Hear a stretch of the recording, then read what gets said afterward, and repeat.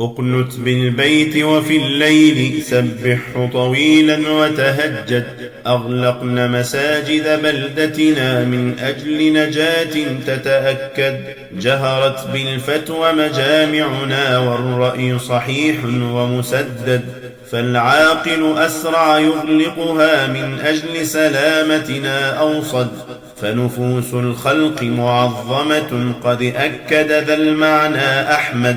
صلوات الله له تترى وسلام من رب يحمد. صلوا بالبيت صلاتكم ليزول الفيروس ويفسد. رفقا بمؤذن حيكم للرفق أجور لا تنفد. قد كان ينادينا خمسا أقبل بالبشر ولا ترقد. واليوم يبدلها نداء صلي بالبيت ألا واسجد. قد جرح القلب تحوله بين الحالين فمن يضمد. وسألت مؤذن مسجدنا عن حال الجامع والمسجد فأجاب جوابا لا يغني بل يلهب قلب المتردد. قد قال المسجد يسألني أين الأحباب من السجد.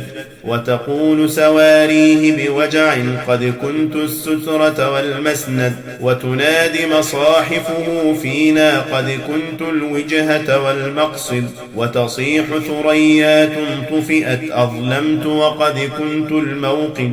أركان مساجدنا تبكي بلهيب حنين لا يبرد. أين الزوار أيمنعهم عني فيروسه والأبعد. أو يا عشاق محاريب أيليق بعشق أن يجمد. أيليق بقلب والهان أن ينسى جماعات المسجد. من يخبر مسجد بلدتنا أنا سنعود وفي الموعد. سنعود ببشر ننثره سيموت الفيروس الأسود.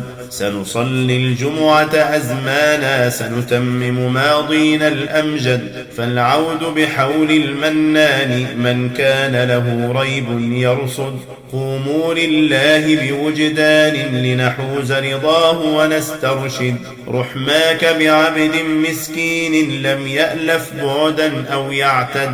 إن يشمل عفوك إنسانا من يمنع لطفك أو يطرد.